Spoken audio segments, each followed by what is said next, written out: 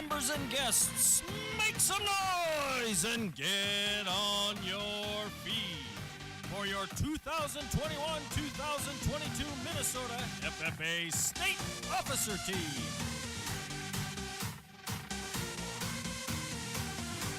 Your State Sentinel from the GFW Pioneer Express FFA chapter, Baleigh Peterson.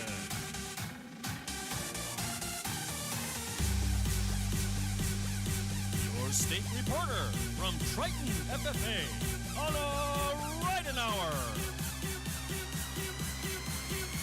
USA, you were born to reign, so come on! Your state treasurer from the Rockford FFA chapter, Kyle Thomas.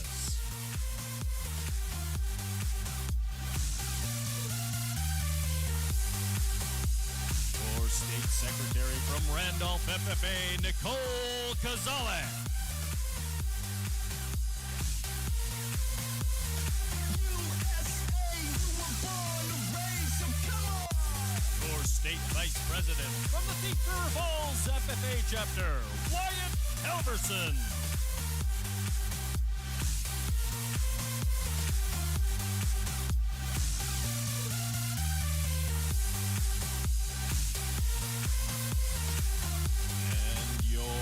Minnesota FFA State President from the Martin County West FFA chapter, Emily Matejka.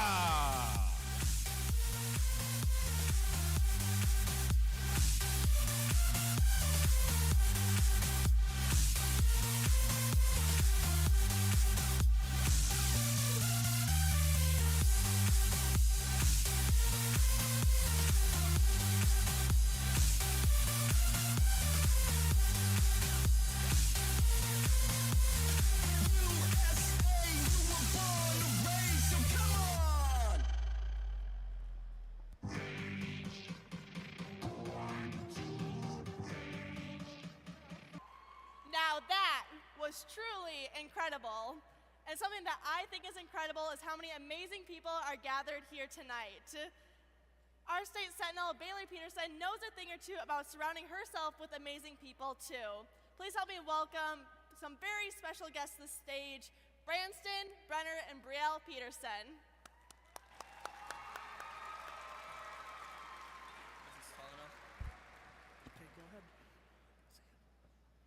If Baleigh was a plate, she would be fine china.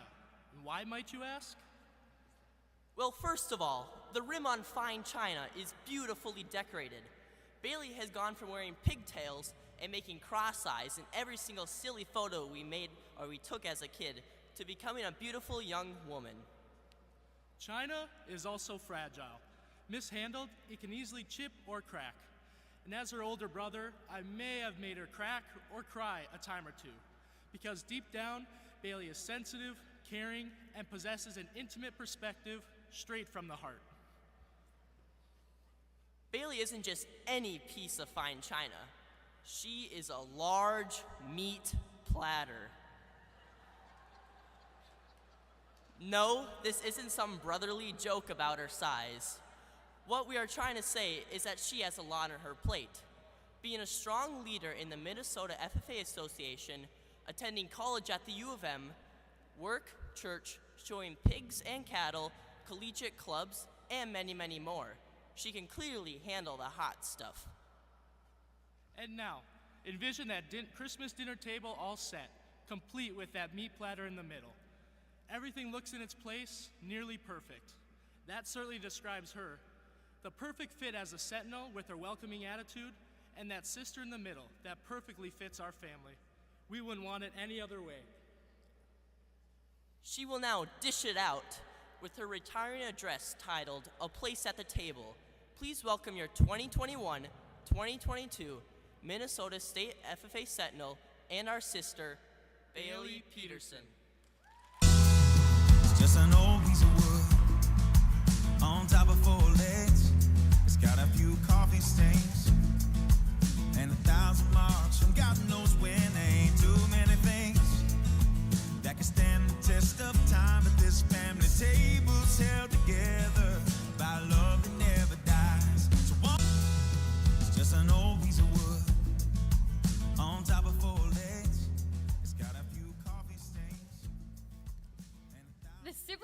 fair is one of my favorite weeks of every summer. The thrill of driving into the fairgrounds with the cattle and hogs in tow on the first day always gets me excited. Or the final moment in showmanship when I'm eagerly waiting for the judge to pick the champion as my 6-year-old cow is covering my entire forearm with slobber while I'm just trying to keep her head held high. It's easy to think that the fair is all about winning a ribbon or an award. Although this is a fun element of showing, to me, it's the moments the public doesn't even see that are the most meaningful. It's all my friends gathered around to play cards or eat a meal after a fulfilling day in the barn. It's a community created by us talking, laughing, and connecting.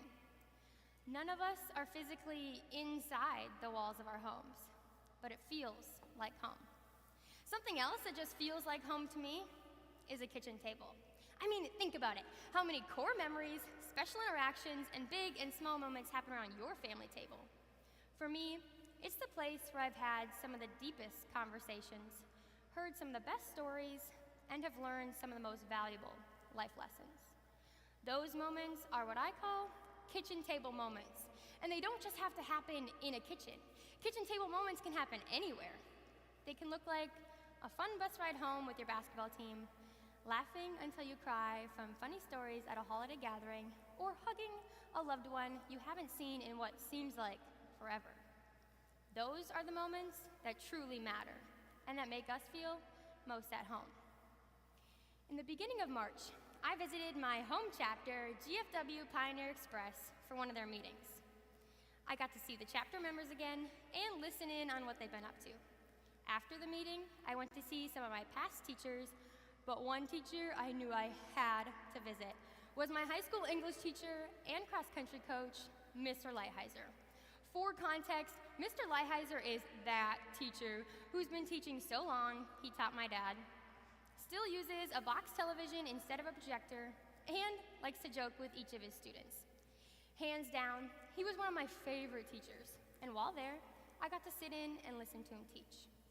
It brought me back to high school and the community I had created through sports teams, teachers and students, and the small towns that make up our district. That day, after I left my old high school, I cried. I know, embarrassing, right?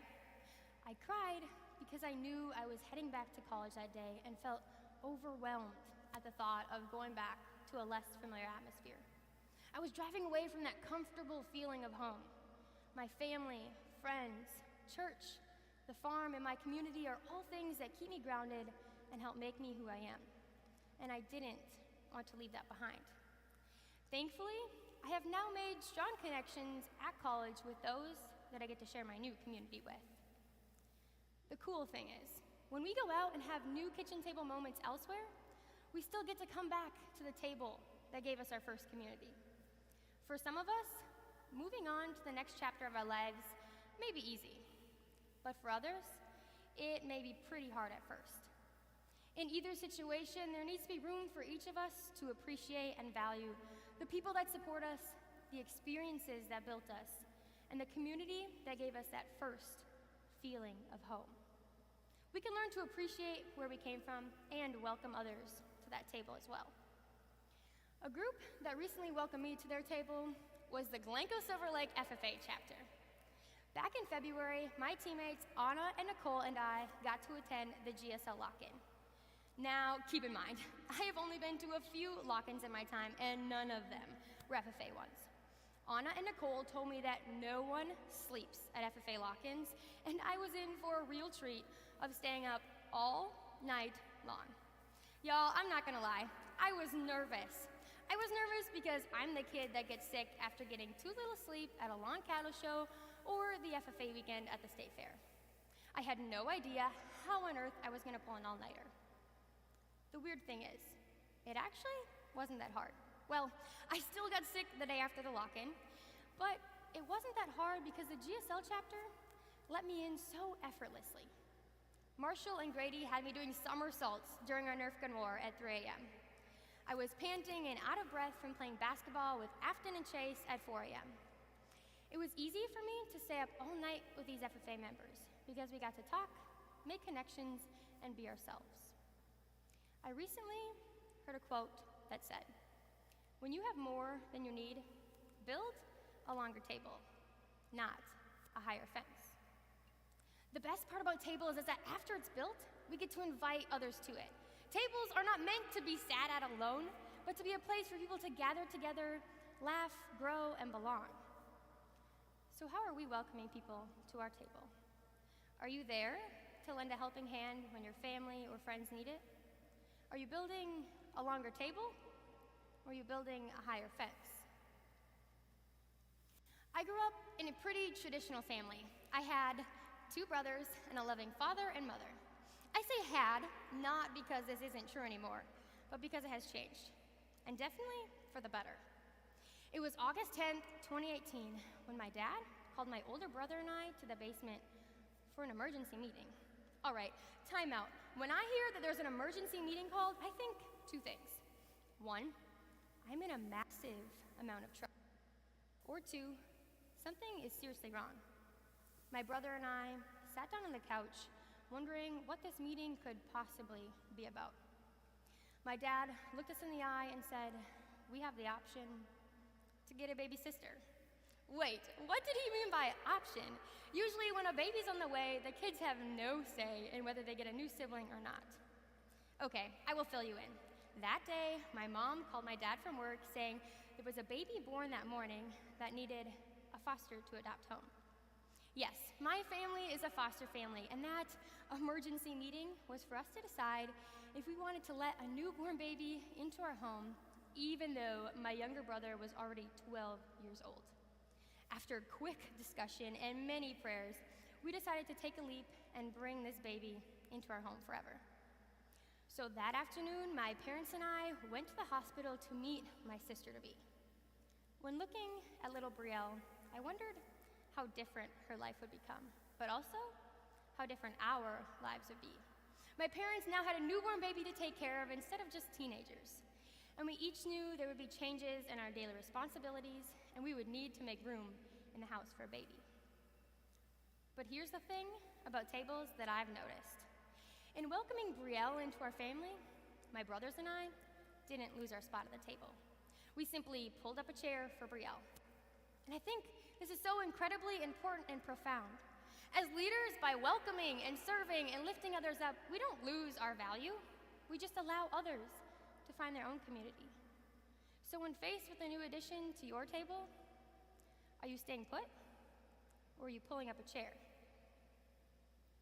When Brielle came into my family's life, we needed a bigger table.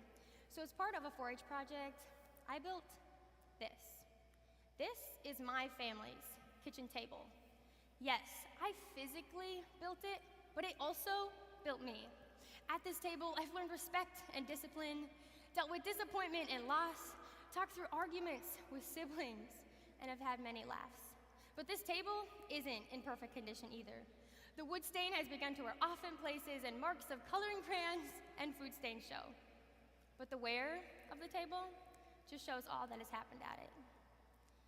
Gathering for dinner, reading family devotions, and it's even a place to sort out laundry once in a while.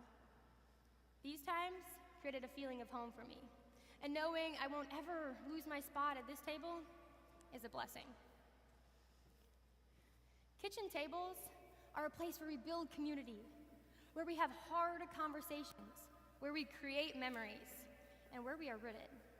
We all get the opportunity to go out and make our tables longer by pulling up a chair for others, knowing we won't ever lose our spot. And those are the moments that matter. FFA members, parents, friends, and guests, take a second to think about your hometown, your school, your family. I urge you to seek out people to invite to your table, laugh with them, and share that feeling of home with them. I encourage you to go out and create kitchen table moments with the people around you, and to build tables, not fences. Supper's almost done. Go ahead and call your friends. 'Cause we got room for everyone. Let's make some memories round this 9-foot clock. Pull up a chair and stay a while.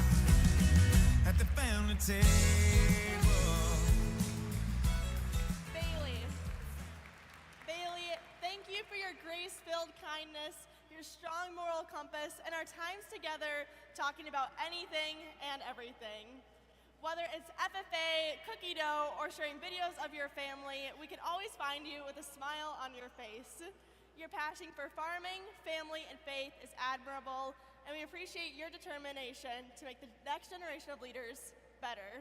Love, Nicole, Wyatt, Kyle, Emily, and Anna.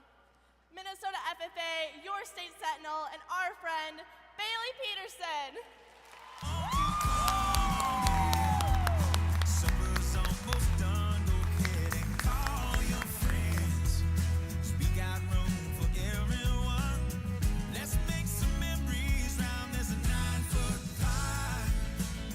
Pull up a chair and stay a while at the family table. And now, please help welcome Raina Bowen and Libby Johnson to the stage for a special introduction.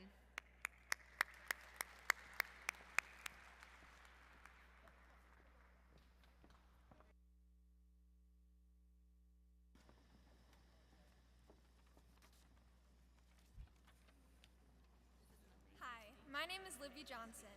And my name is Raina Bowen. And we have known Kyle since elementary school and have been in FFA with Kyle since 7th grade. Throughout the years, we have shared many crazy moments together in life, like when someone in 2nd grade set the bathroom garbage can on fire. Or when we watched a janitor fall off the roof of our high school. We have also had especially crazy moments in FFA, like when we were constantly losing track of Kyle in Indianapolis. Or when we would miss our CDE competitions because our advisor just had to stop for caribou coffee. No matter what happened, though, we always had each other. We were each other's biggest supporters. And rivals. Since Kyle started his FFA journey, he has put everything into supporting his team, chapter, region, and state. I have never met anyone more driven than Kyle. We are so proud of him and how far he has come, and we cannot wait to see what he will continue to do. It is our honor to introduce our bestie and your Minnesota FFA treasure as he presents his retiring address. Everyone's moment to shine, Kyle Thomas. Everybody get up, it's time to slam now. We got the real jam going down. Welcome to the Space Jam. Here's your chance, do your dance at the Space Jam. All right.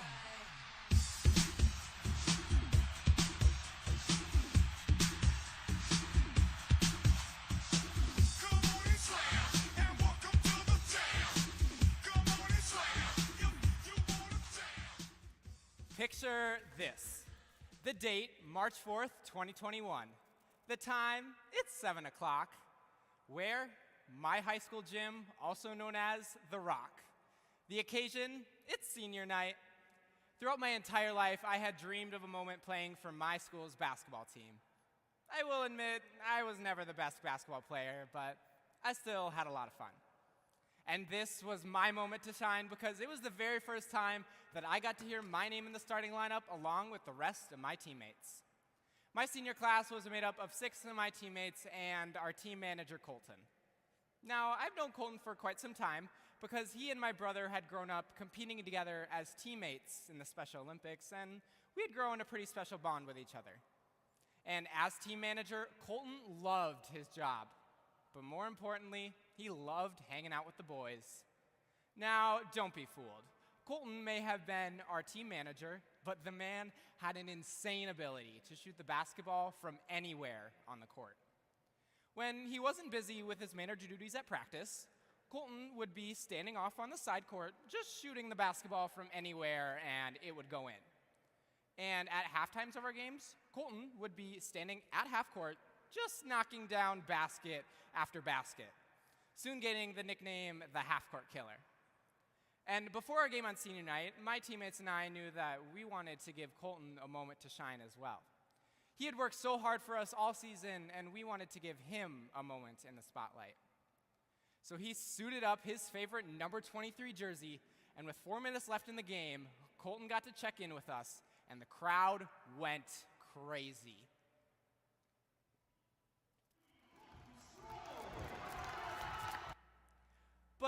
before that happened, there was another 32 minutes of game that needed to be played, and we as teammates knew that we had to put in the work in order to give Colton a chance to play with us.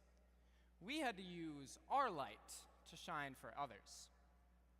But what does it mean to shine for others and to give them opportunities? As leaders, it is our job to bring people into the spotlight and call out the greatness in them. I want everyone to think of a time where someone has done something for you. Someone who has given you an opportunity to shine. And to think about how that felt.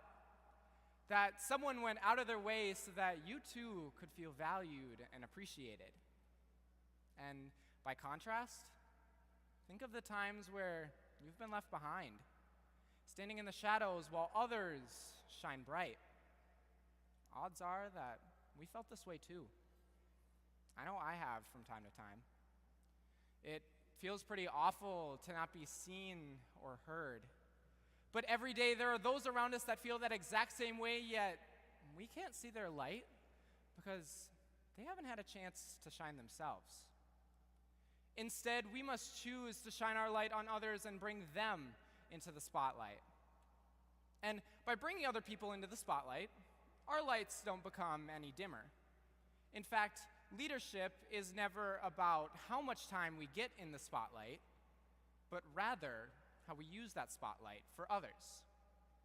All right, let's go back to senior night. My teammates and I each had our moments to shine, and now it was Colton's. But getting him in the game wasn't out of pity or a need to get him to play, but rather because Colton had an incredible gift to show to the world. I know that I couldn't do this.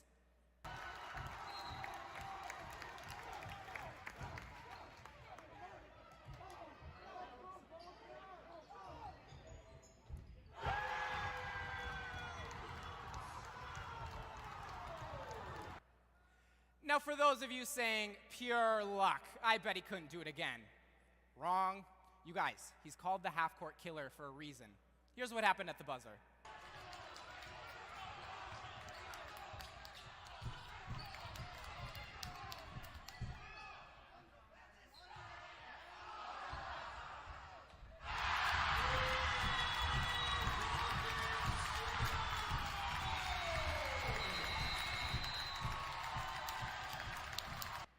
You should have seen the smile on that man's face after draining those two baskets. And that's exactly what happens when we give others a moment to shine. Colton took his talents in that moment and made it his time.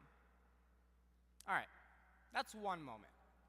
But what happens when we all collectively use our lights to shine for others?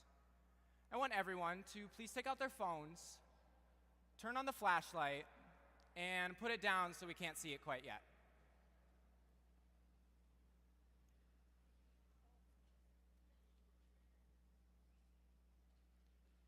When we shine a light on ourselves, we can see that light. Others can see that light, but others will still sit in the shadows. Look around us. In this room alone, there are so many people who are worthy of shining. All it takes is for someone else to use their light to shine for others. Colton Stroh, please stand and shine your light. Colton spent so much of his time for me and my teammates without the promise that he would see a light in return. But when we create those small moments for others, our lights become a little brighter and our lives become a lot better. Let's go back to that question. What happens when we all collectively use our lights to shine for others? Everyone, please shine your lights. Look around us. It's okay to shine on our own and to see our own lights, but we should recognize that when we shine our light on others, every single person gets to shine. We can create a world where each of us uses our lights to shine for others no matter our differences because our lights were created to shine. All right, lights back down.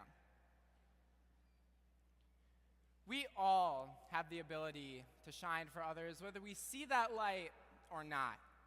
The potential is right there. but we must choose to use it for others. How will you shine for others? These acts can be as simple as a, hey, how's your day going? What can I do for you? And start up a meaningful conversation with them, to giving someone else the chance to take the buzzer beater shot on senior night. No matter how bright our lights are, we all have the ability to create opportunities for others so that they too can shine, because this is everyone's moment to shine.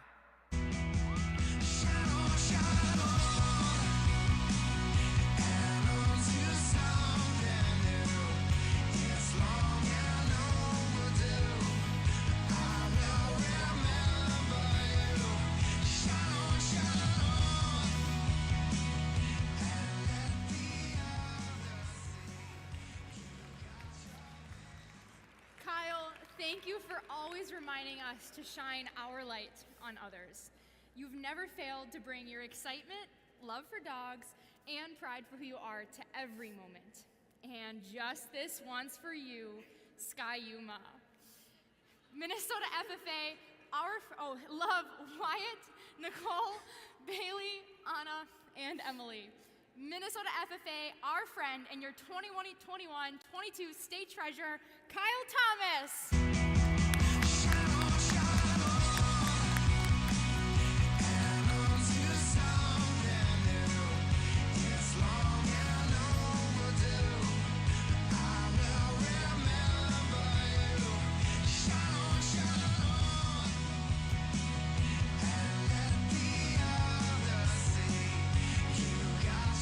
Welcome Jay Dickey and Michaela Hall to the podium for a very special introduction.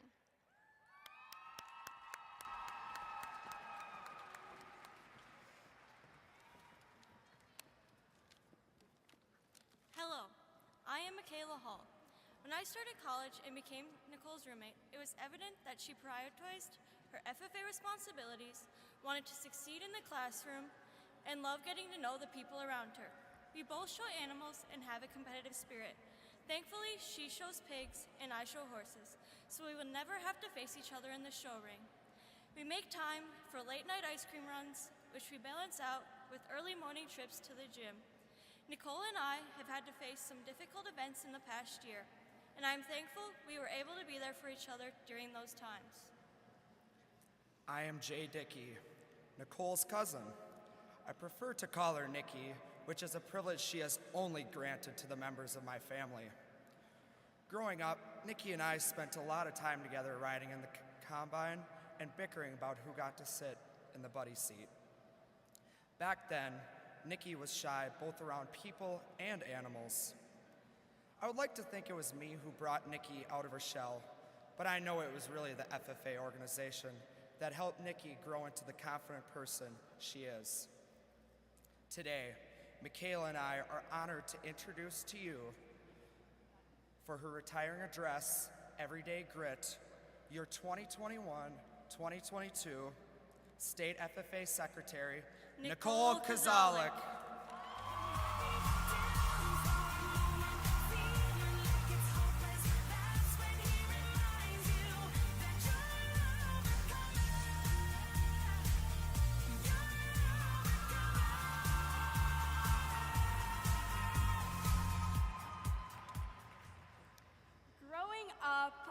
I was the slowest reader in my class.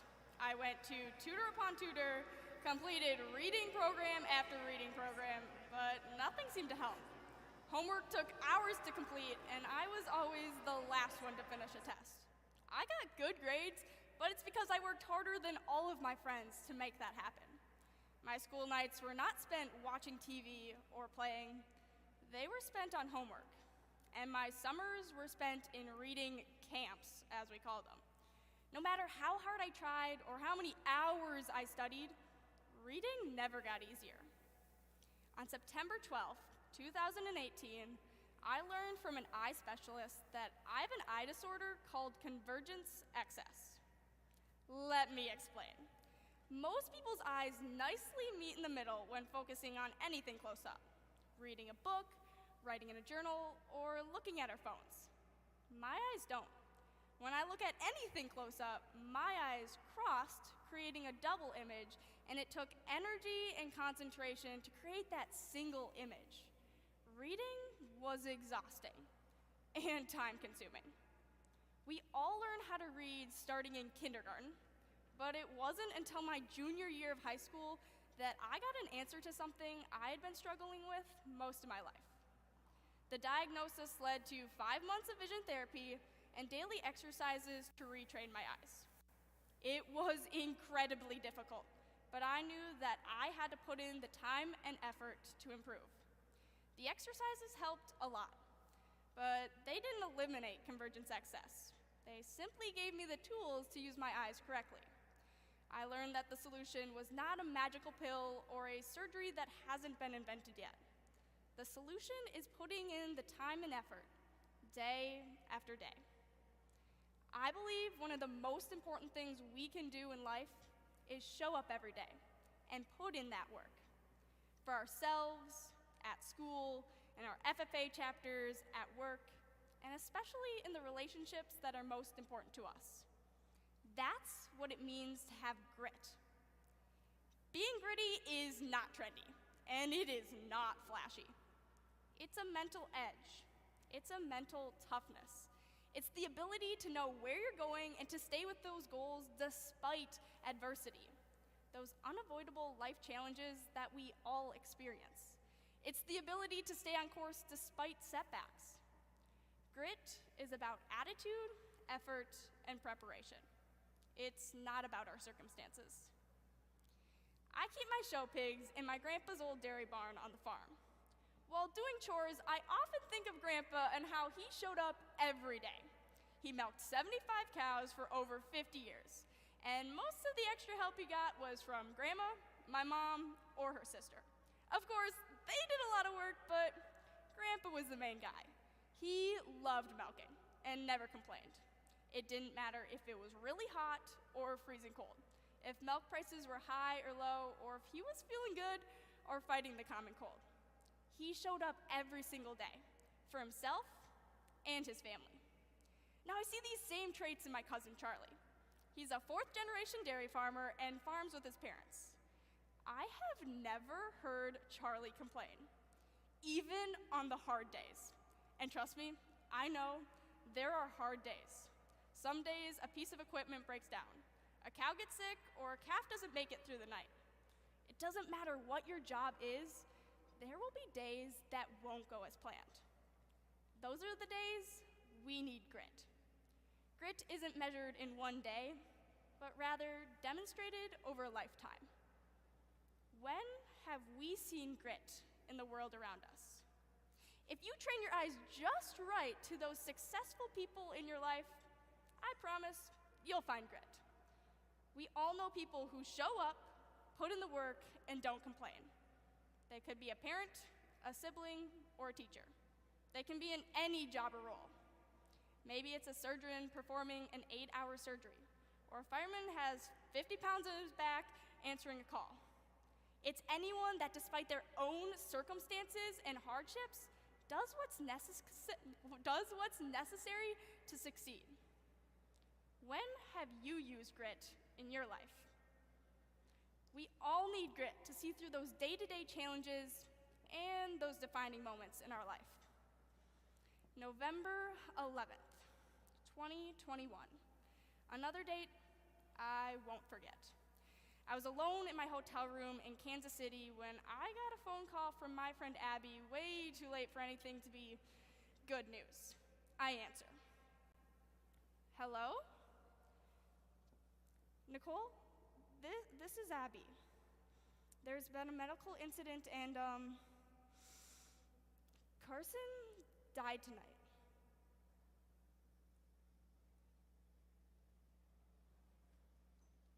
I've been the recipient of bad news in the past.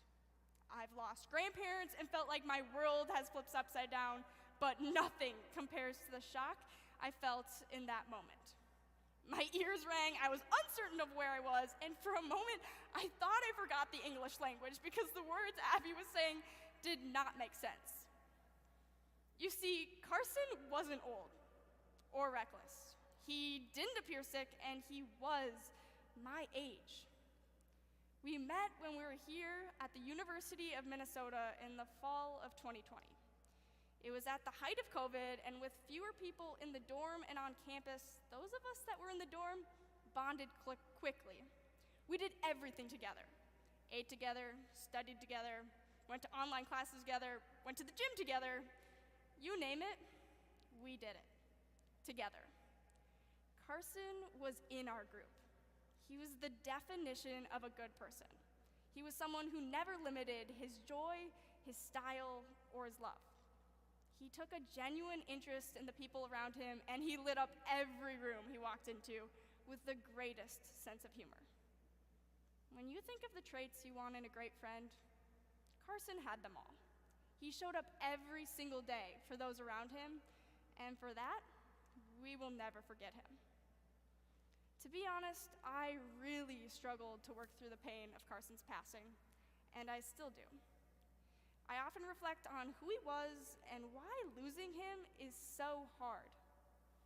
Carson had grit, but he didn't just have the grit to survive, he used it to thrive.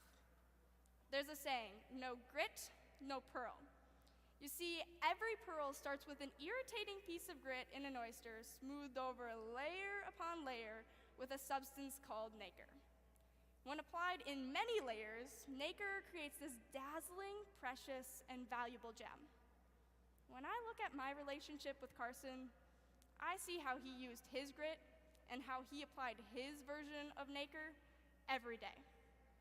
Not only did he focus his eyes on the beautiful, but he showed up every day, and he put in the work to turn his relationships from plain to precious. This realization caused me to ask myself, if I were to die tomorrow, how would I be remembered? And is that how I want to be remembered? Immediately, I thought about FFA, dedication, hard work, grit, if you will. But I realized I want the kind of grit that creates a pearl. I want to be the kind of person who shows up every day for those around her, who's available. I'm still working on showing up for myself, my work, and my people. My aim is to be more like Carson, to use my grit not only in my own accomplishments, but to make my world and my relationships valuable gems. My challenge for each of us is to be gritty and mentally tough. Show up every single day for yourself and those around you. Do it with balance. Grit isn't just about surviving, it's about thriving. Use the constant effort of grit to turn ordinary things into shiny beacons that make our world beautiful and valuable. In life, some days are hard. Some moments are hard. Heck, some seasons and years are hard. But it's grit that helps us see beyond that blurry double vision, to push through the pain and fatigue, allowing us to see what was on that page the entire time.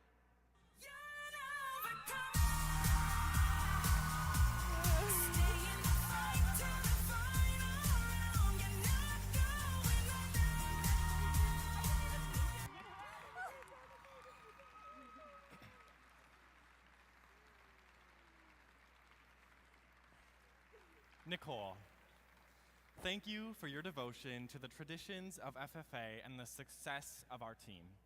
It was your grit that kept us going and your grace that made it so seamless. Thank you for teaching us the importance of giving into our work and never letting us forget to dance a little while we do it. Love, Baleigh, Kyle, Anna, Emily, and Wyatt. Minnesota FFA, your state secretary and our friend, Nicole Koziolek.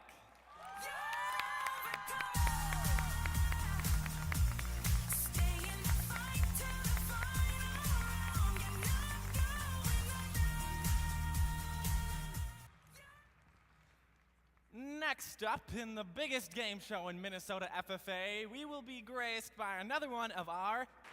And now, please help me welcome our special guests, Hannah Neal, Carissa Kleinwort, and Ella Tomey to the stage for an incredibly special introduction.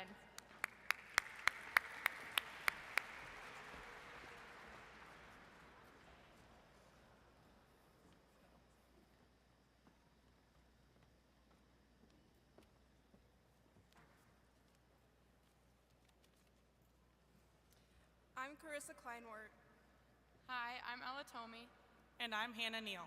We have been given the opportunity and are honored to introduce to you our loving, adventurous, passionate goat enthusiast, smart, outgoing, my Clovia sister, and our cousin, Anna.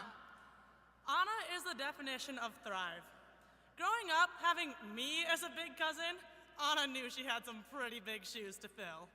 And she has done just that, going above and beyond to thrive at everything she does. Watching Anna over the years have great success sure has made it a fun ride. Anna and I definitely share our passion for goats. We both grew as people, cousins, in our friendship throughout this goat enthusiasm. She has not only been my biggest supporter, but my biggest competitor. I'm so glad to call her my cousin. She's the first person that I go to when I have any news to share. Good or bad, she's always in Baleigh Hall or at Clovia to give me the best advice. She's my best friend, and I can't wait to continue to make memories with her. Whenever we're together, we always pick up right where we left off. Please help us in welcoming your 2021-2022 State Reporter with her retiring address, Little by Little, Anna Ridenour.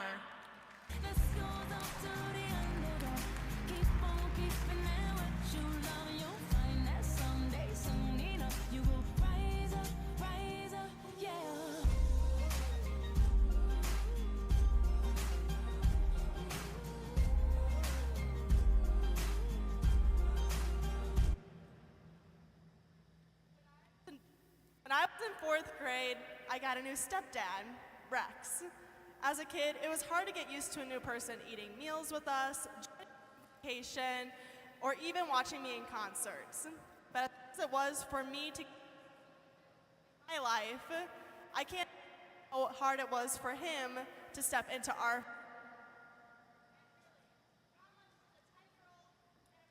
year-old having all I wanted to do and read a book, doing Rex thing he'd want to do. But instead of throwing his hands up and saying that there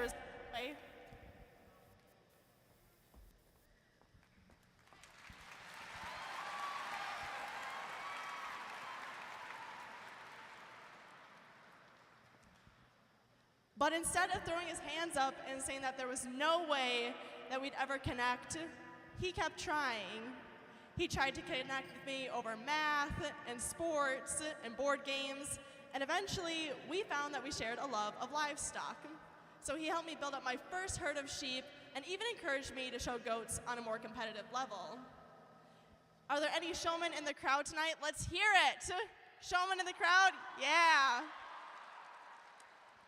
See, Rex has a super special ability to see the raw potential in any livestock animal, and there's one goat that comes into my mind, Teddy. Now, let me put the situation into perspective. Teddy was half the size of any other goat his age, and his legs were bent at the most awkward angle possible.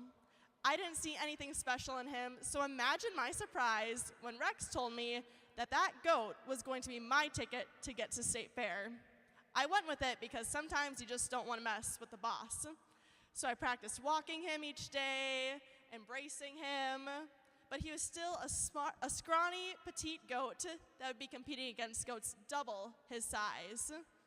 But to my surprise, yet again, when we got to county fair, he ended up being one of the top goats there, securing my trip to go to State Fair.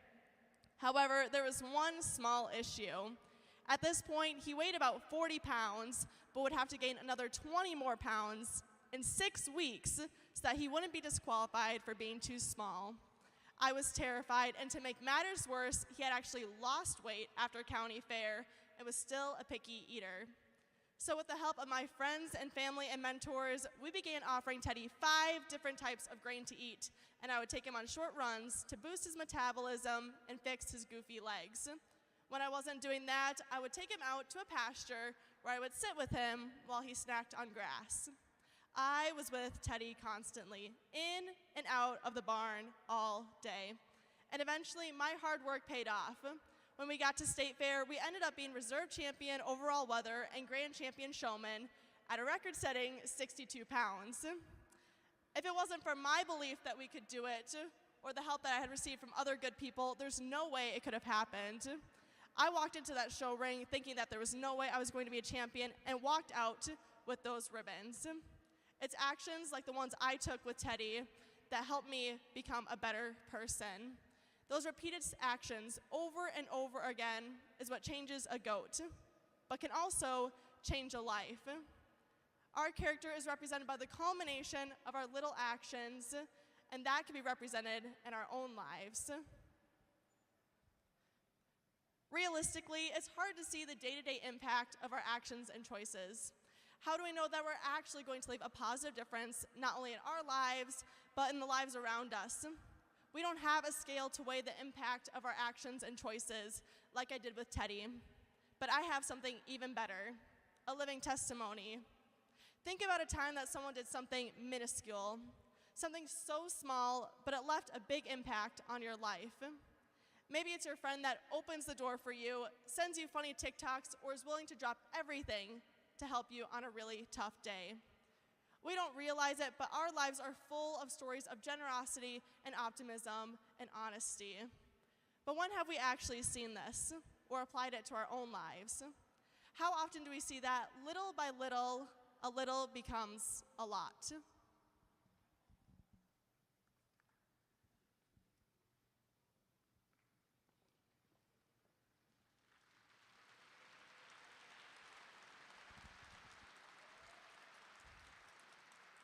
My advisor, Mr. Ickler, can always brighten someone's day. Whether it's his stories about dairy cattle, Wisconsin, or past students of his, he never fails to give a laugh, a bit of inspiration, or encouragement to keep trying. He generously provides supports to students and colleagues alike and is willing to put his own needs aside to help serve others.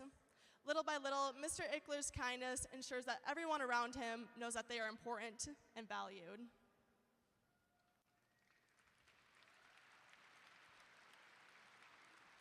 I met Jaden 2 months ago at the Agricultural Policy Experience and at the Region 4 Leadership Conference.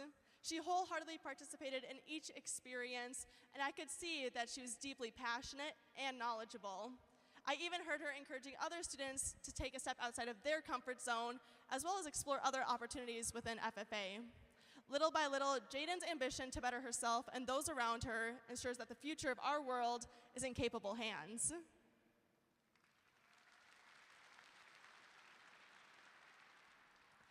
During the Minnesota State Fair, myself and dozens of other FFA members volunteered at the Miracle of Birth Center.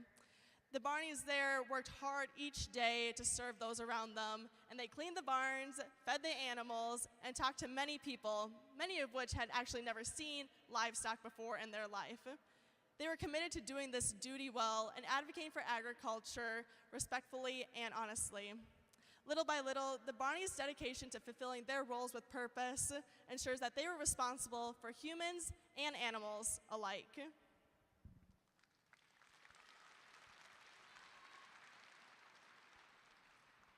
Rex has this ability to see the potential within animals, but he also saw the potential in a little girl who loved to read. So often we forget that those around us have so much potential, but Rex was always willing to be the first one to reach out and give someone the benefit of the doubt and believe in them. Little by little, Rex's ability to identify opportunities for growth inspires us to believe in each other and in ourselves. It's actions like these that really inspire the world around us.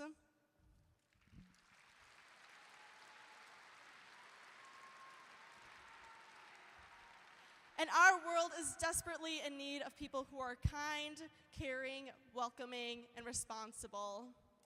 But in order for there to be change, we need to begin that change. We need to be brave enough to step up and set that example. We have the opportunity, the obligation to be the leaders our communities deserve. By developing our fundamental qualities through everyday actions, we can create that change.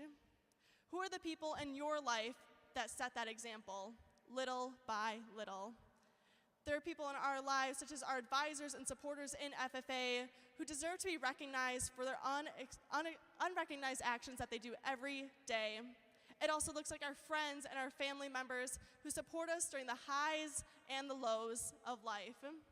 But we need to put in that effort to see change, and I encourage all of us to believe in the potential of our actions and to our ability to create change. Because soon our green hands will become chapter leaders. Soon our seniors will graduate, and soon our careers will be right in front of us. But right now, in this moment, we can prepare for those moments by being intentional with every little moment. We have the potential to create a legacy, so what is the legacy you want to leave behind? It won't change overnight, but every step begins with every journey begins with a single step. So use today as that step to push yourself towards a better and brighter future. Imagine what we could do if we all pushed each other to become better people and inspired to lift each other up with our actions each day, little by little. This goes up to the underdog. Keep on keeping it what you love, and you'll find that someday, soon enough, you will rise up, yeah.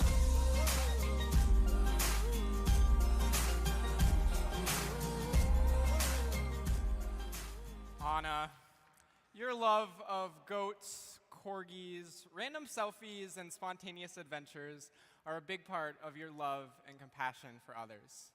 Thank you for reminding us how little by little, a little becomes a lot. Even though you may dislocate your knee from time to time, our love will never dislocate for you. Love always, Baleigh, Emily, Nicole, Wyatt, and Kyle. Minnesota FFA, your 2021-2022 state reporter, Anna Ridenour. This goes up to the underdog. Keep on keeping it what you love, and you'll find that someday, soon enough, you will rise up, yeah. To Haley and Baleigh and all those that have volunteered to help with CDEs and LDEs at this convention. You definitely gave our students moments to make it on their refrigerators at home. We will reveal the results of the rest of our CDEs during our final session, but for now, please help me welcome Jordan Arnst and Bonnie Young to the podium for a special introduction.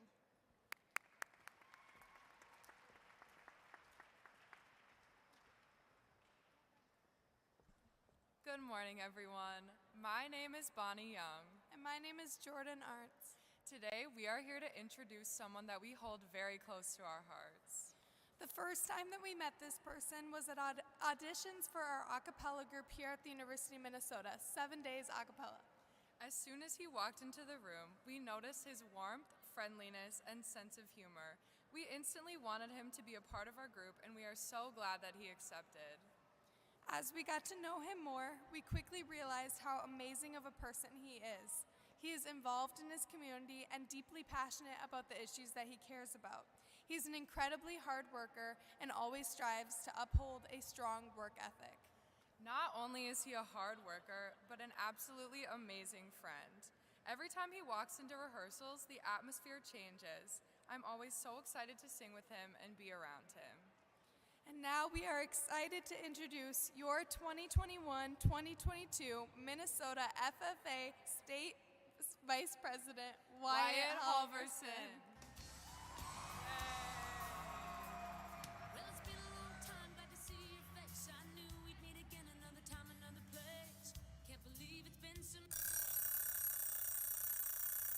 Shoot!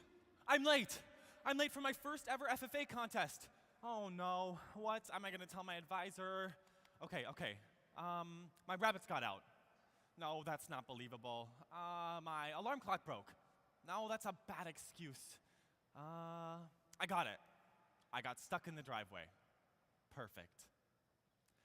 I'm sure we've all been in a situation where we automatically think that the best option is to lie. But when I got to school that fateful morning and my advisor saw right through my excuse, I learned a few very valuable lessons. Number one, set more alarms. Number two, lying hurts you a lot more than it helps you. And number three, making excuses really only fools yourself.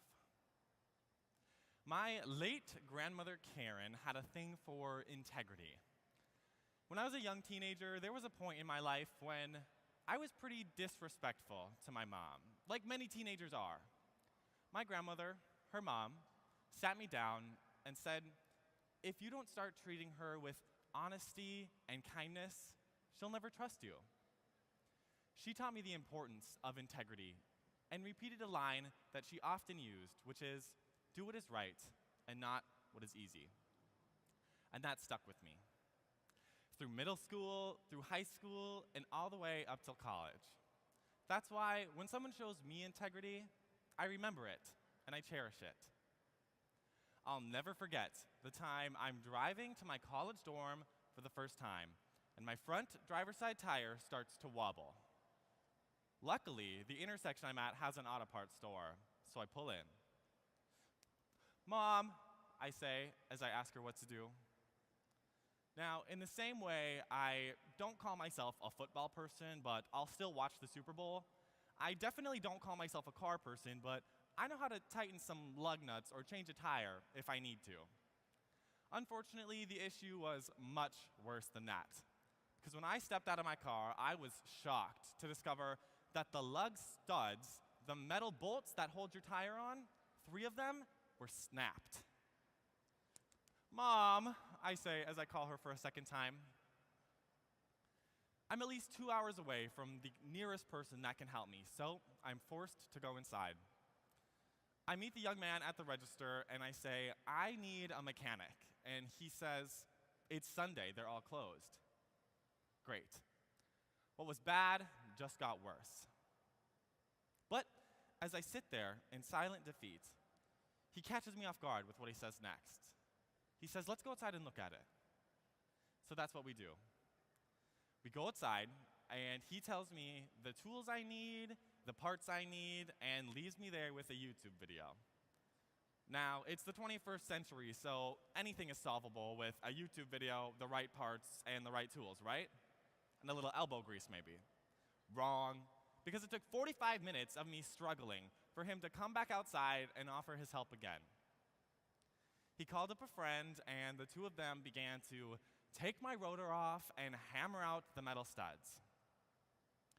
What I didn't know in this moment was the young man I had originally spoken to had recently been under fire from his boss for helping too many people like me when he's supposed to be selling parts, hence the auto parts store. In the moment, what I saw were 2 people selflessly helping me fix my car. But underneath that were 2 people doing what they believed to be right, even though that right thing did not necessarily give them a recognition. That's what integrity is. It's doing the right thing that aligns with your values, no matter the circumstance. When was the last time you consciously chose an action because it aligned with your values? If you value kindness and respect, when was the last time you held the door for someone? If you've committed to doing well academically, when was the last time you stayed in and studied rather than going out with your friends? When's the last time you lied or made an excuse because you thought that that was the only option or no one else would understand anyways? Our lives are filled with everyday moments where we get to make decisions on what is right and what is wrong. And I challenge you to make those decisions with your values in mind and start, try, or continue to do what is right and not what is easy. Surprisingly, the difficult thing about integrity is not taking action, it's knowing your values. If you don't know what's important to you, what you believe, or really even who you are, it's difficult to act in alignment with those things. And if you're thinking to yourself, I don't really know the answers to those questions, I'll let you in on a little secret. A lot of people don't. That's why it's so important for us to find places where we can discover who we authentically are. Authenticity. It's a word that's thrown around a lot. But do we really know what it means? Authenticity is the act of being genuine and true to who we really are. It means you're not one person in one room and someone completely else somewhere else. For example, who here has watched High School Musical? The cafeteria scene where Sharpay is trying so hard to make everyone fit into the status quo. But when Zeke broke out of that, and expressed his love for baking, he made room for everyone else in the school to do that. In middle school, I came out as gay to my close friends. It was great. I got to live part of my life with them pretty freely, but hiding something like that from your family is pretty difficult. So when I came out in high school, I was so thankful to be met with open arms and support. Something about my experience is that I realized when I started to act authentically, I gained the confidence to be authentic in so many other ways too. I started diving into new forms of self-expression, new music, new style, and so much more. So one day, I went to school with nail polish on. Not any color, just the clear top coat that made my nails shine when I moved my hands. And you may be thinking, great, he started to live authentically from that moment on, right? Wrong. In fact, that day, I felt more alienated and misunderstood than I ever had before. Because I received only comments like, why are you wearing nail polish? And, did you paint your nails? Not even a single compliment. Now, I wasn't fishing for compliments by any means, but the fact that my own friends, my support system, the people I confided in most, didn't say, I like that, or that's cool, kind of crushed me, I'm not gonna lie. And it's not that they didn't believe that, it's just that it was so against the status quo that they genuinely felt unsafe saying something like that. We all have the opportunity to be our authentic selves. And when we give into that is when we can really thrive. When was the last time you chose an action because it aligned with your values? Back to the question I asked before. When we start living authentically, it gives us all the opportunity to start being authentic in other ways too. That gave me so much confidence. When I went to college, speaking of high school, that was the last time I wore nail polish. I was so excited to go to college because I wanted the new opportunities and the new community and the new opportunity to thrive in a place where I would not feel as isolated. Because if we can't live authentically, it's really easy to feel isolated or like we're playing a role. So, when I got to college, I tried again. And the difference is, instead of the first comments I got being negative, my friend Gracie said to me, I'm not gonna cry, I really like that blue. That was the changing point. That gave me so much confidence. I started painting my nails every day to match my outfit a different color.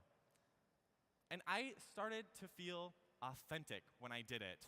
It became almost a part of my identity. And when I got comments like that, it gave me so much confidence. Confidence enough to paint my nails all throughout Christmas break, which I spent at home. I was scared, but I was persistent. One day during the break, I went into the bank, and I was greeted by a compliment from the teller.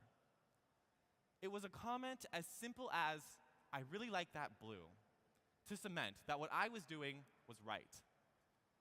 I was living authentically, and I was being praised for it. And I realized that there was a connection between what I had experienced. I had the integrity to live as my authentic self, and in return saw integrity pouring out of others. From my friend Gracie to the random bank teller, to the people that helped me in my moment of struggle. They all had the integrity to do or say something that aligned with their values, even though it may have gone against the status quo. Integrity flows through those who are authentic. Let that river flow. As water flows through a river, the river erodes, and it meanders and grows.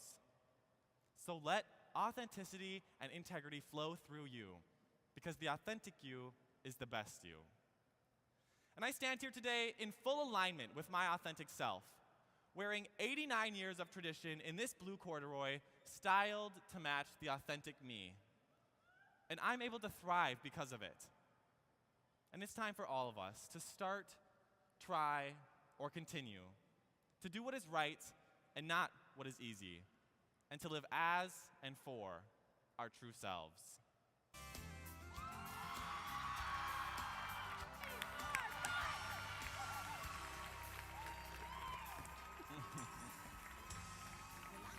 Thank you, thank you, thank you.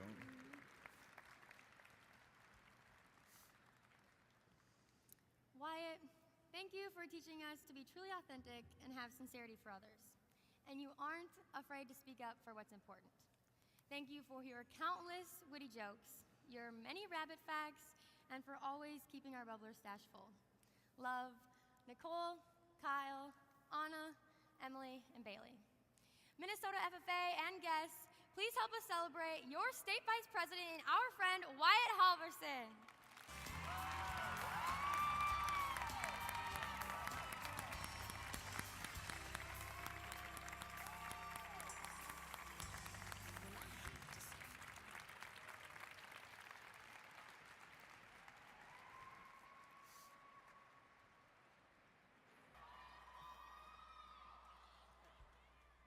Hello, Minnesota FFA. I'm Carrie.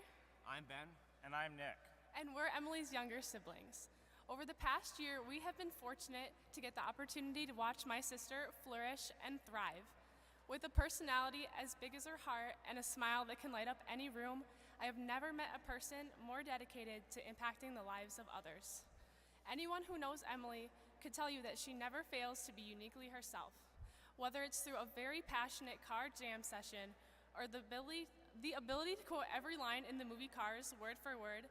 It's been a gift to grow up with her by our side, and it's a privilege to share her determination, leadership, and kindness with you for the past 365 days. With her retiring address titled Great Expectations, we present to you our sister and your 2021-2022 Minnesota FFA State President, Emily Matejka.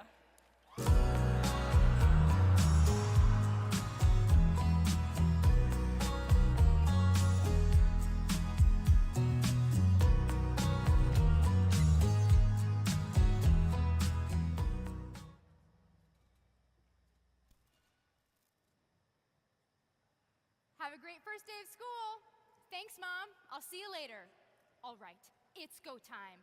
First day of 7th grade, and I am ready. I am suited up with my snazzy new backpack as I make my way into the high school for the very first time. I am just about jumping out of my skin with excitement as I think about all the exciting things that one would expect from a new school year. New friends, new teachers, new classes, and soon to be the best year ever. I take a step through the high school doors and join the hustle of students on their way to class.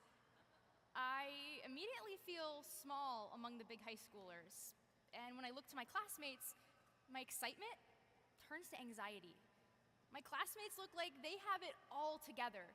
They've made new friends, they know the new teachers, are so ready for the new classes, and are so ready to have the best year ever.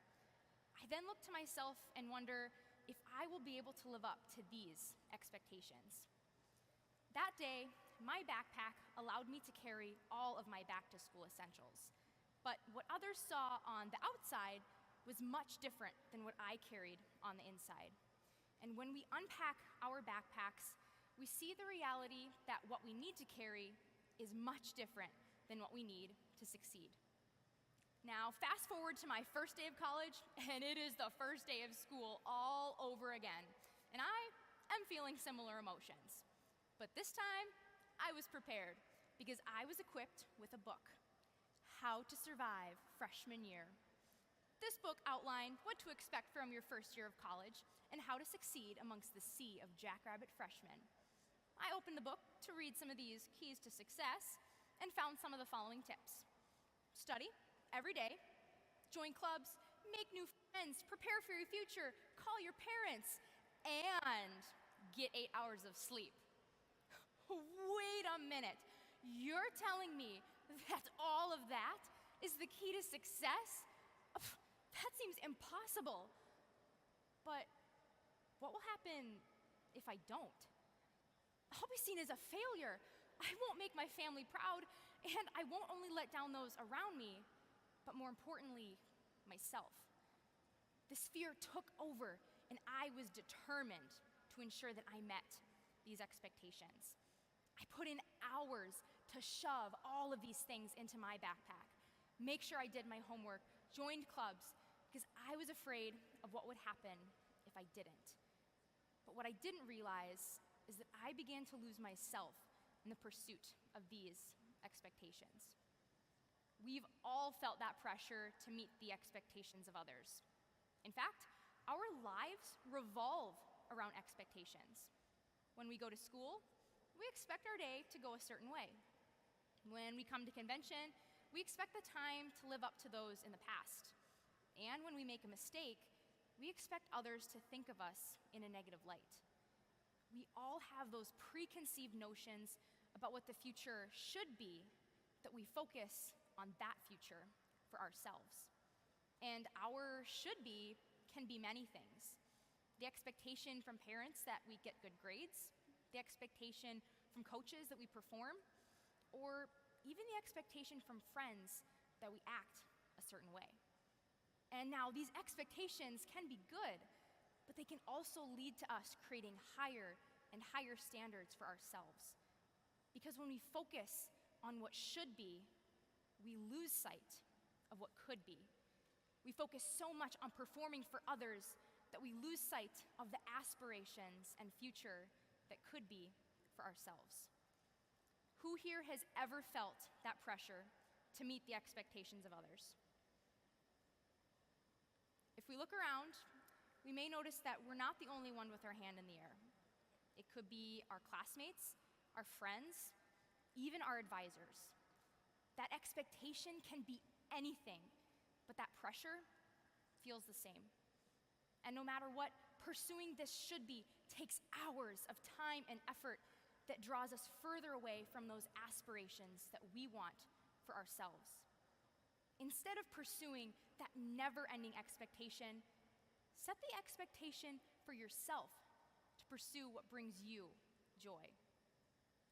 Now, throughout my year of service, I've seen members all around the state channeling this idea of setting their own expectations. But one student truly stands out. My friend Wyatt is a 6th grader from the Ashby FFA chapter. When I arrived that day, Wyatt wasn't the loudest one in the room.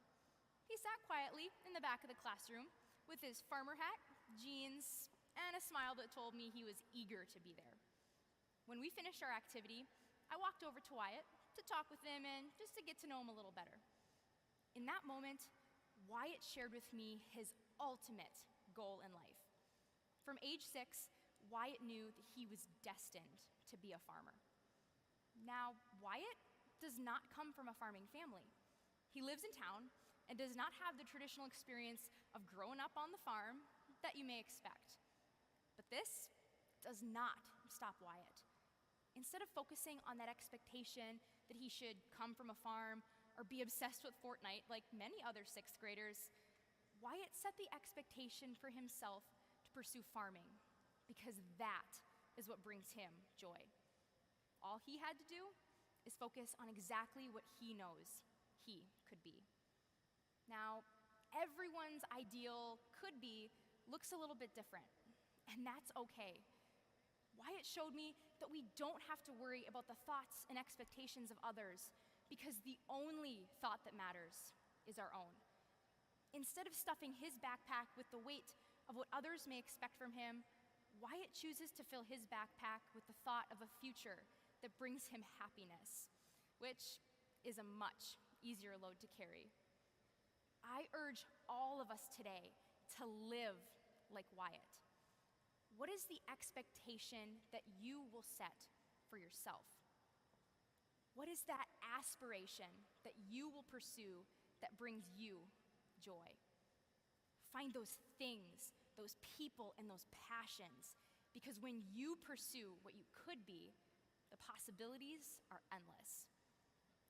Now, I want to share a very familiar trend that is one of my favorites.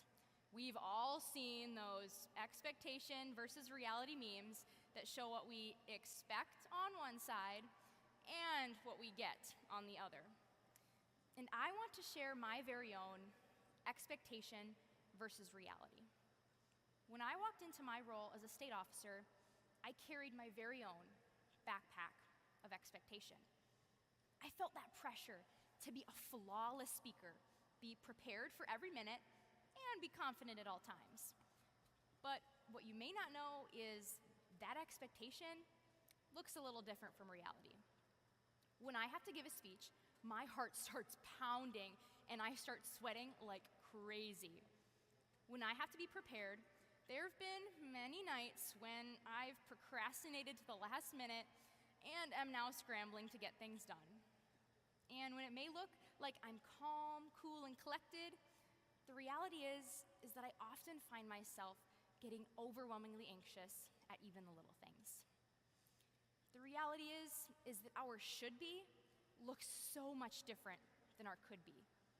When we stuff our backpacks full of the weight of the expectations that we feel we should carry, we are left with little room for the aspirations that could be our brightest future.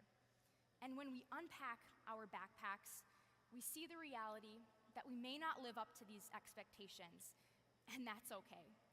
Because even if we fall short, we are still capable of pursuing greatness. Minnesota FFA, find the places, find the people, and find the passions that allow you to create your own great expectations.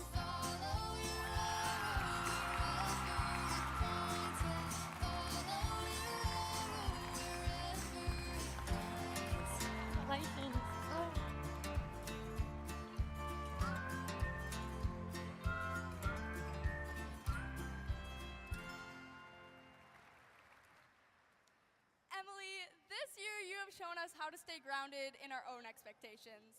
Thank you for reminding us to be where our feet are, teaching us all about wrestling, and reminding us that it's okay not to be a gopher. We love you, Jackrabbit. Love Wyatt, Baleigh, Anna, Kyle, and Nicole. Ladies and gentlemen, your 2021-2022 Minnesota FFA State President and our friend, Emily Matejka.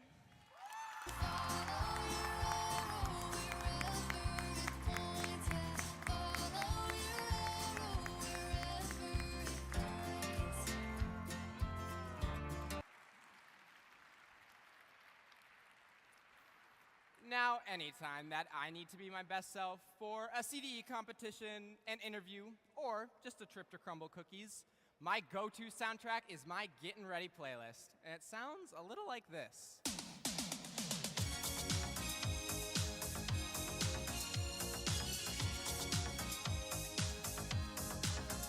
Never gonna give you up, never gonna let you down, never gonna run around and Never gonna give you up, never gonna let you down. To me, when I hear the lyrics of my go-to jam, I think of our FFA advisors. And one advisor in particular is someone who has helped us show up as our best selves all year long, and it's a privilege to introduce him for our Advisors Challenge. Please help welcome to the stage our state advisor, Dr. Zane Sheehan.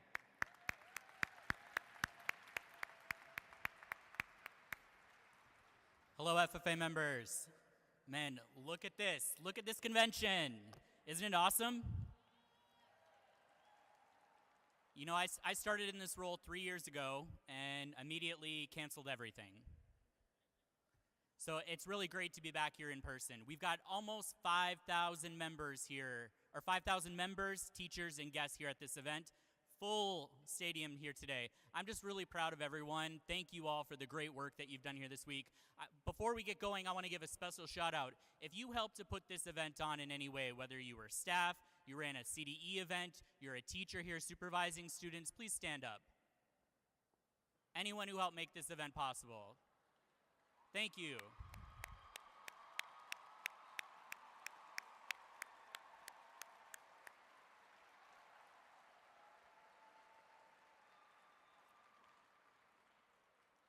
So my name is Zane Sheehan.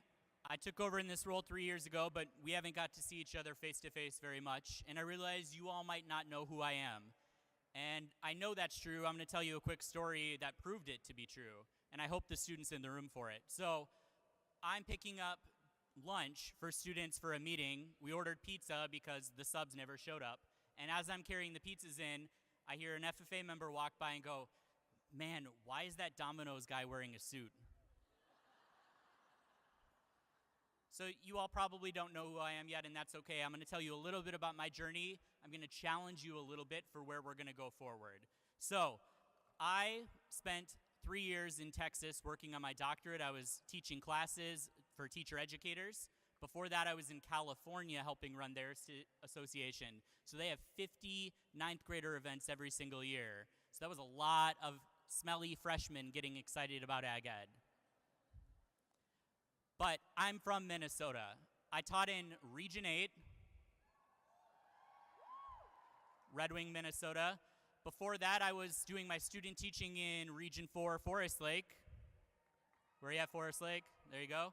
And I'm originally from Region 5, Kimball FFA. Where's Kimball at? So it was really cool for me to hear Laura Klein give opening ceremonies the other day because she helped to inspire me to take the steps into Ag Ed. So lots of experiences in Ag Ed, but I'm really excited to have come home and work as your state advisor. Now, I've spent a lot of time thinking about the local level lately because this is great, but I think what matters most is the local chapter. And so I want to tell you a little bit about my experiences. Now, when I was in high school in Kimball, I wasn't necessarily on a great path in life. I want to be real with you here for a second. I had just gotten expelled from Annandale Middle School because I was a troublemaker. I didn't have any friends at the school, and I couldn't make it through a full day of classes without getting kicked out of class. In 9th grade at my school, they forced us to take a rotation between ag, industrial tech, family consumer sciences, and business.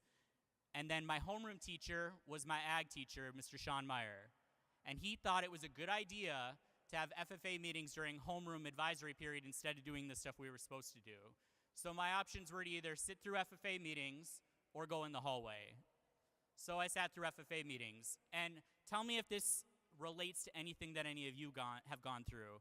Mr. Meyer said, Sheehan, and still troublemaker, not really on a good path in life. He goes, Sheehan, do you like fishing?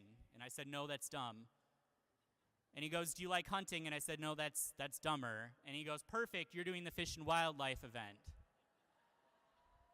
Has anyone in here ever been tricked into going to an FFA event by your teacher? Right? So before I knew it, I'm participating in Fish and Wildlife events, and I think we were hoping we would get maybe 3rd place, and instead we're getting last place, probably because of me. But before I knew it, I had different friends who aspired to be something, and my ag teacher who didn't put up with my crap and kept saying, Sheehan, stop being so stupid, get your stuff together. He expected something of me, and before I knew it, I was joining sports teams, I had a different group of friends, and I was finding success in FFA. The Ag Ed experience is so powerful because we keep being told we need to do all these things to be successful, but no AP class I've ever taken made a bigger difference than my Ag Ed class. Now, I loved being a teacher. I had the weirdest, coolest students ever. For our first FFA meeting of the year, we played Jell-O kickball, and I'm pretty sure we stole it from another chapter, but instead of bases, we had kiddie pools filled with weird stuff. So one base was Jell-O, another base was flour, I think one year it was mac and cheese, really weird stuff, and eventually it just became a giant food fight. The last meeting of the year, we had a water balloon fight for the activity. Now, my students were weird, and meetings were fun, but we also did really cool stuff. The chapter organized a food shelf for students who needed food to take home with them on the weekends. Our chapter was responsible for a school-wide day of service where we taught first graders how to plant a tree, and every single student in the service or in the school worked to make our community better. FFA leaders make a powerful difference. One more story.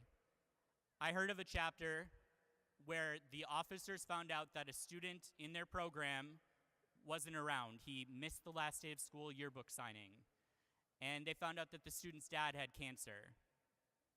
And we're told that we're leaders in this organization and they wanted to do something, but what do you do in that situation? So they called an emergency meeting and they brainstormed and they tried to organize a benefit dinner for that family.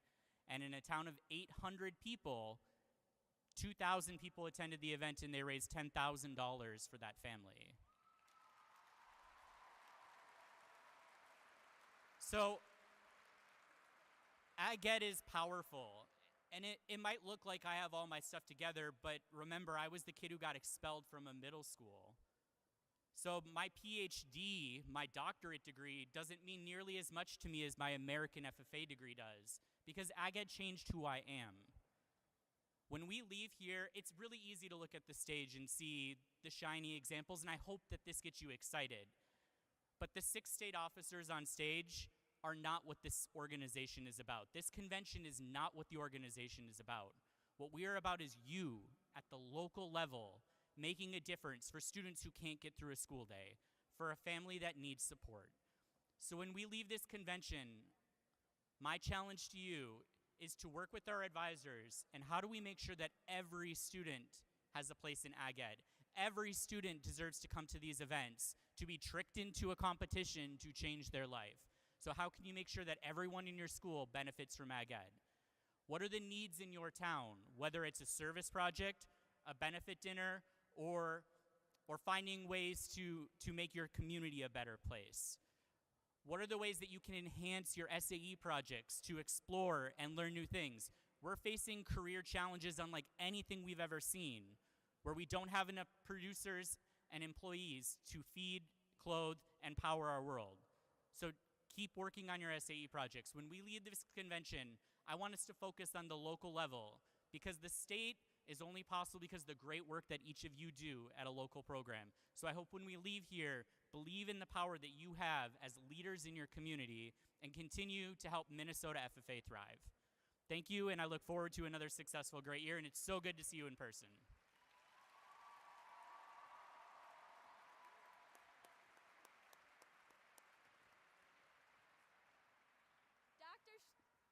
Dr. Sheehan, your passion for our organization and your vision for the future is inspiring.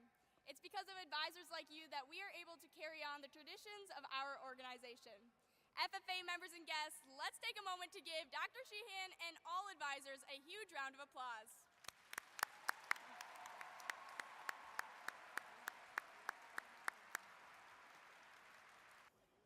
All right, FFA members and guests, it's an opportunity for us to just take a moment and issue some much-deserved recognition. On this stage, we see a lot of people we've seen on stage a lot, and some people we have seen on stage not at all or very little.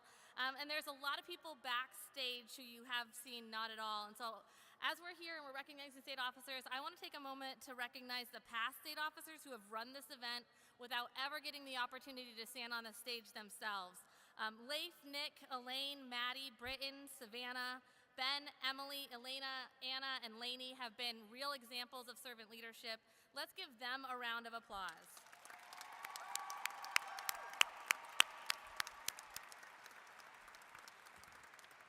You know, the last 2 years have really been an opportunity for us to think about what does it mean to lead? And there's this quote that I have liked for a really long time, and it says, "Even after all this time, the sun doesn't say to the earth, 'You owe me.'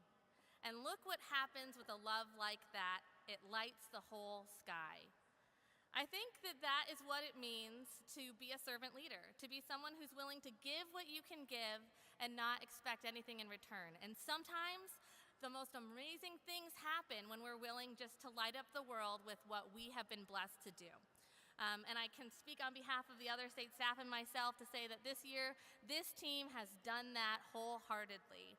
And so we want to just recognize them for a couple seconds so you get to see what we got to see all year. First, I want to talk about Baleigh Peterson. Baleigh is someone who, if I had to describe her leadership essence, I would say she is generously focused on respecting and encouraging others. And that has been what she has brought to the team and brought to students across the state. Everybody who interacts with her walks away feeling loved, respected, heard, and prioritized. And that's the kind of attention that can bring out the best in anyone. I have so enjoyed this year, and I'm so thankful that a team selected you last year. Ladies and gentlemen, let's give it up for Baleigh Peterson.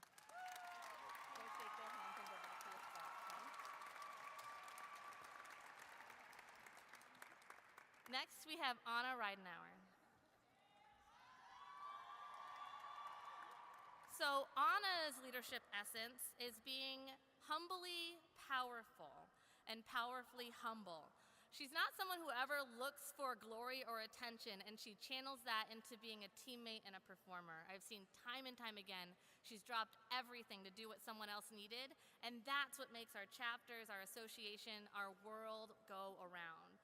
Anna, I am so thankful for your brand of leadership this year, and I'm so proud of every word that you have put on this stage. FFA members and guests, Anna Ridenour.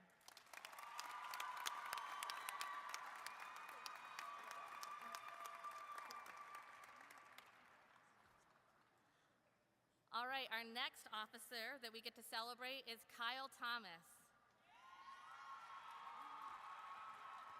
If we were to bottle Kyle up, the label on it would say passionately excellent. He is somebody whose enthusiasm and energy and commitment to being the best he can be is truly infectious. I think we felt that here.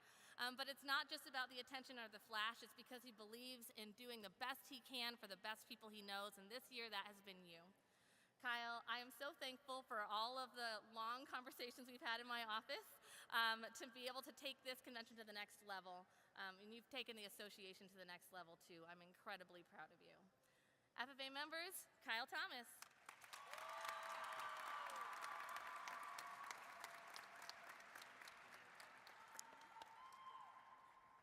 All right, Ms. Koziolek. Nicole, I couldn't come up with a catchy phrase for you because it just kind of all came together, and I didn't know how to make it sound good because it just is good. Nicole is someone who is rooted, she is dedicated, and she is driven. If you needed something done, she was going to be the one who made it happen no matter what it took. She is rooted in her values, in her family, in the traditions of our organization, and she has been so dedicated to our organization for years of her life. But this year, I've had a chance to see it up close and personal. I'm so proud of how you do so much work to make sure you are ready so that your team succeeds and that FFA members benefit. And you've really done it in a way that has added some shine to moments that are ordinary. So I'm so thankful for you. FFA members and guests, Nicole Koziolek.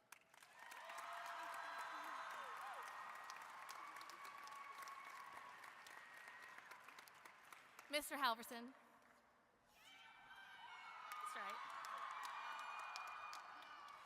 Wyatt is authentic, which we know because we heard it earlier today, but he is authentic and welcoming. He spent the whole year as a beacon of what it looks like to own who you are and use that to help other people feel empowered to do the same thing.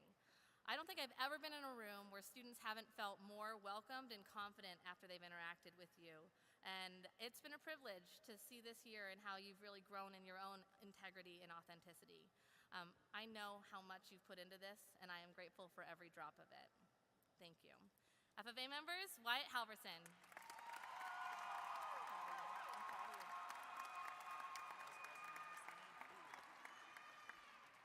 And finally, Emily Matejka. I told them I was going to go in a different order, and so now they're probably annoyed with me. So Emily, I was really thinking about how to boil it all down, and I think that this year, your leadership essence has been a worthy example.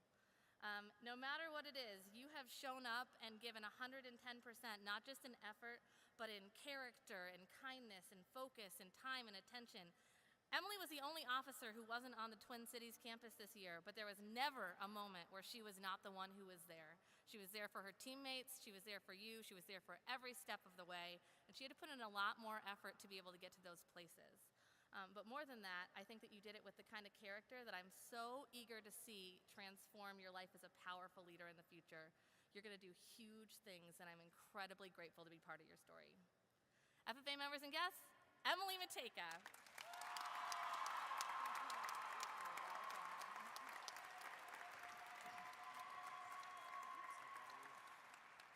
You know, I think that this year, this officer team and many of us in this room started thinking that we were going to have moments of unguaranteed glory. We didn't know what the year would look like, but there was never a lack of the promise for our own personal greatness, whether that was kindness, effort, connection, growth. Each of these things we had the potential for, even with all the unguaranteed of what this year would look like. But everyone has the potential to seize that, and not everyone does. So what we really owe these 6 individuals is not glory, not greatness, because they came with their own greatness, but we owe them gratitude. So would you please help me to celebrate our 93rd state officer team for an unguaranteed but very incredible year of service.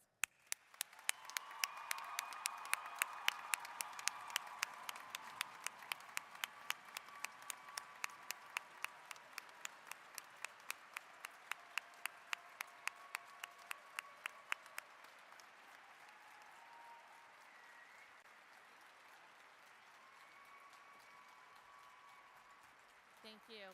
I'll turn things back over to our session chairs. As a state officer, there is one song that just gets my blood pumping, and I think our state officer candidates know which song I'm thinking of. Hey, can we hear a preview of it?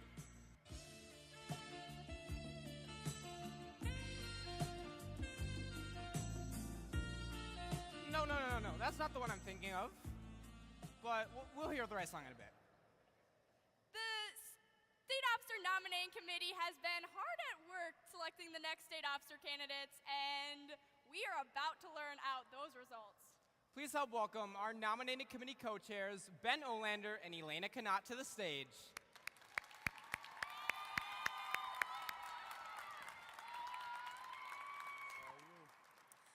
Good afternoon, Minnesota FFA. My name is Elena Canott. And my name is Ben Olander. We had the honor of working with the nominating committee this past Saturday and Sunday to select the next 6 individuals who will represent Minnesota FFA. Ben and I are extraordinarily proud of the nomination committee and their intentional care and dedication to selecting the best team to represent all 15,000 FFA members this next year. During our year as a state officer, we found that integrity, compassion, dedication, and a positive spirit were essential to our success, and we are confident that these individuals encompass that. And now, the moment we have all been waiting for.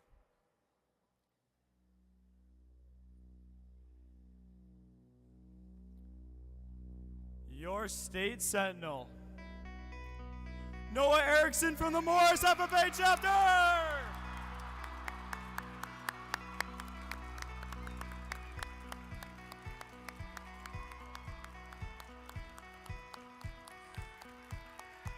Your state reporter, Kaden Johnson from the Fertile Beltrami FFA chapter.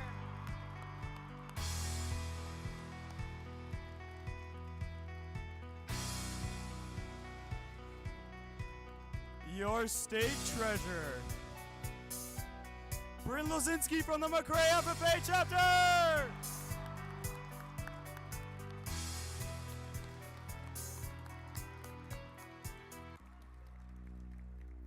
Your state secretary, Mackenzie Alberts from the Pine Island FFA chapter.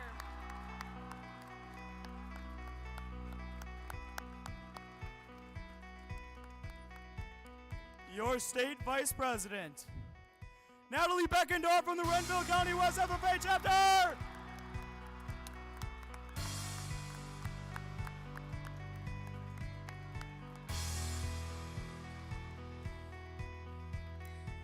And your state president, Emma Kubal from the Waterville Elizen Morristown FFA chapter.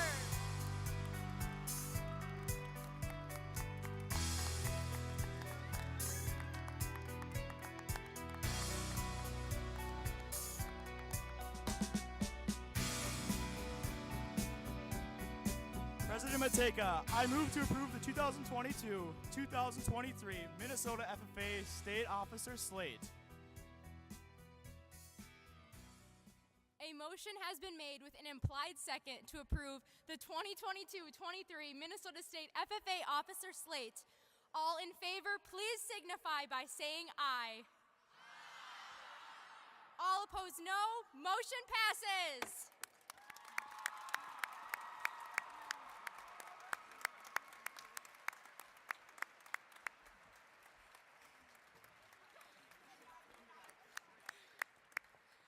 are now about to install the next generation of leadership for Minnesota FFA, the 2022-23 Minnesota State FFA Officer Team. This moment marks the start of one of the most rewarding, challenging, fulfilling, and memorable years of your lives. The next 365 days will shape you as individuals and bring you together as a team. Lean on your teammates in all of these moments and know that you are capable of greatness. As we now pass the torch of leadership to you, we entrust you with a responsibility for our association, and I am confident that Minnesota FFA can expect one of the best years ever. Congratulations.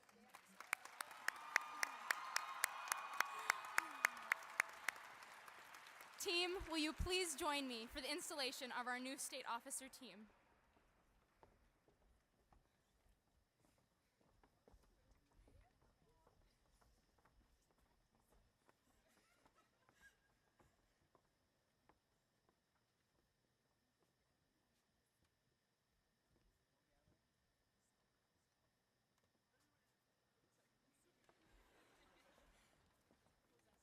I'm sorry, guys, I'm a little emotional. Noah Erickson, as Sentinel-elect, your duties include welcoming our friends, caring for meeting rooms and FFA equipment, and providing for the comfort of our members and guests. It is also your duty to assist in conducting meetings and ceremonies. Congratulations.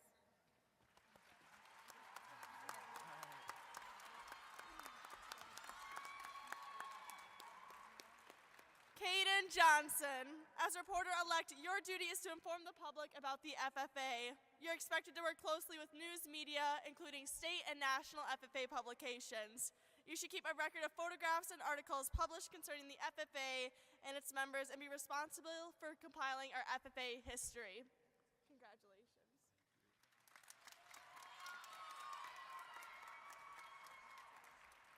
Bryn, as treasurer-elect, you have been placed in a position of trust. Your duties require you to keep an accurate record of receipts and disbursements and to provide regular financial reports. It is also your responsibility to assist in developing the association budget and maintaining sound financial practices. Congratulations.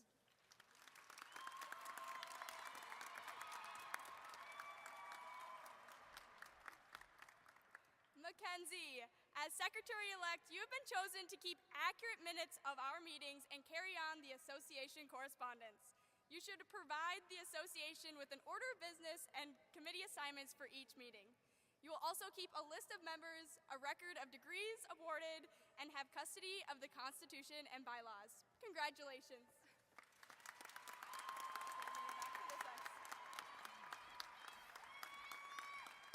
Natalie, as Vice President-elect, your record of accomplishments indicates you have those qualities of leadership which we should all possess. You are to assist the President in directing the work of our association, preside over meetings in their absence, and keep all committees working efficiently. Congratulations.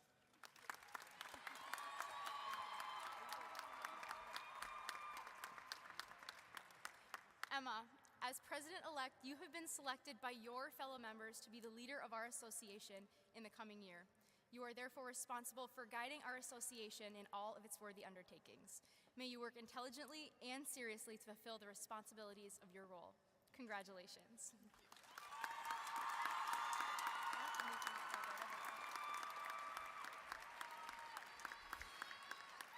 It is an honor to be an officer in the FFA. From time to time during your year, you may encounter difficult problems, but through hard work, cooperation, and dedication, you will succeed and the FFA will prosper. Do each of you accept the responsibilities of your office, and will you do your best to uphold the principles and ideals of the FFA? If so, answer, we do. I now declare each of you duly and properly installed to the respective office to which you were elected. May your year of service be marked by integrity, hard work, and a cooperative spirit. Seek harmony among your fellow officers and set high standards of leadership for all of your association members. Minnesota FFA, it is a privilege to present to you for the very first time the 2022-23 Minnesota State FFA Officer Team.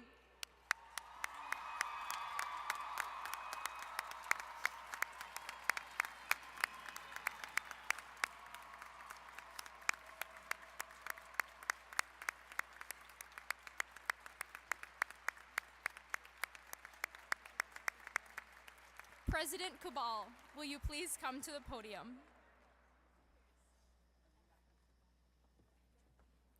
Is it in here?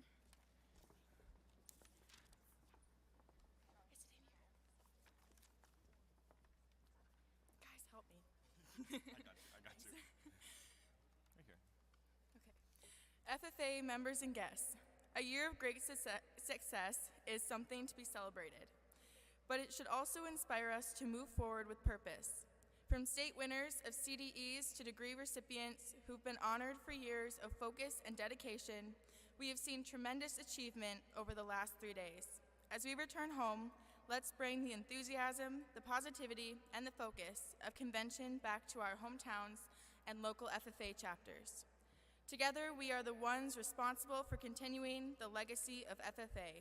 Together, we thrive. Silhouette through the dark in the shape of you. You were there like a spark just to guide me through.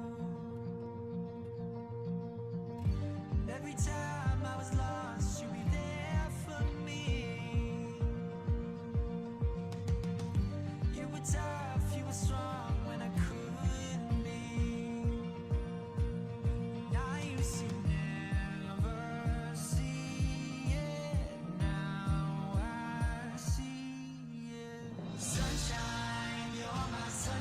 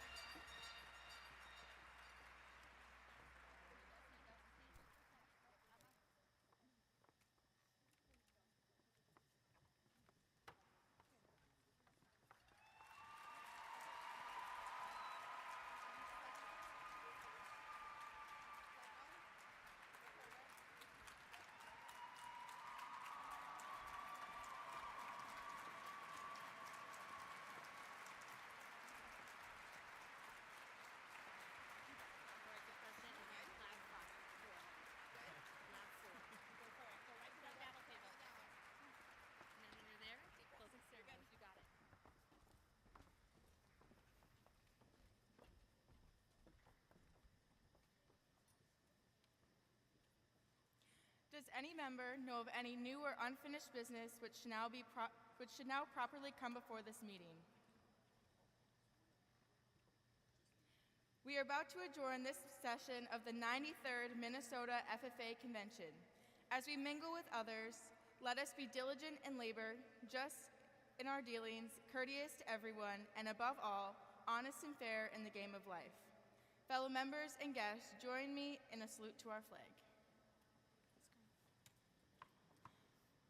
I pledge allegiance to the flag of the United States of America and to the republic for which it stands, one nation, under God, indivisible, with liberty and justice for all.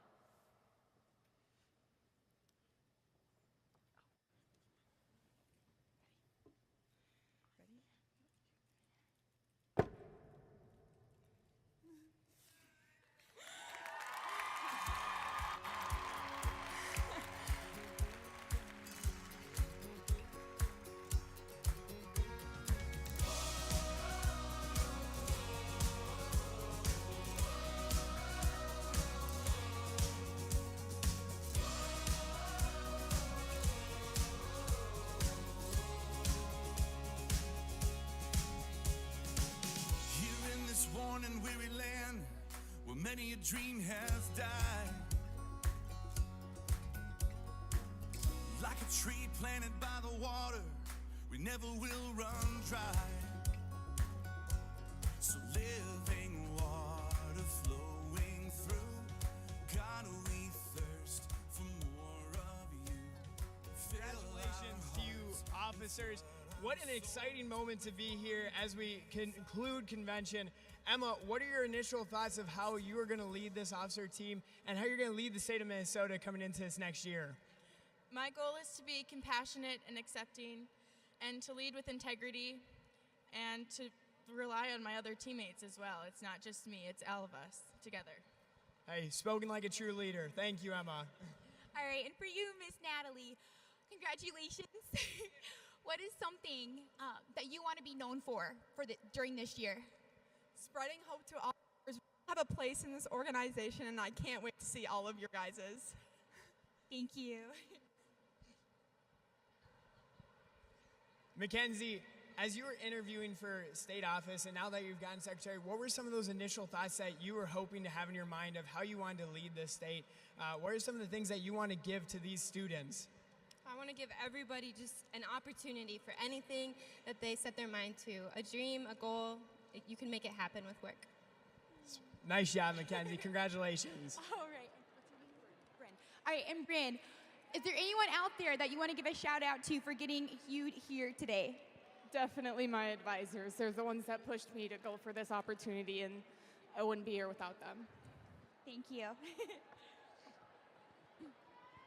Caden, you made it, buddy. You're here on the stage. What are your first thoughts? How is it feeling just looking out, knowing that you get to serve for an entire year? Oh my gosh, I'm struggling to breathe. I'm so excited. Tell us a little bit more. What are some of your guys' things that you're going to be doing the next couple of years, or this year? This year, we really want to show everyone in Minnesota FFA that they have a place and a purpose within this organization, and we want to make sure that we work together to show that they belong. Nice job, Kane. Congratulations. All right, and Noah, from Sentinel to Sentinel, I have to say this. How do you plan to be stationed by the door this year? Just be welcoming and nice to everyone that I meet and being a friendly face in the organization. You don't have to try hard, you're already that, so thank you. Let's hear it one more time for our brand new Minnesota FFA State Officer team. Well, thank you guys for coming to the Minnesota FFA State Convention, and thank you for tuning in on the live stream. We're so excited to have this, and thank you guys. Have a great night.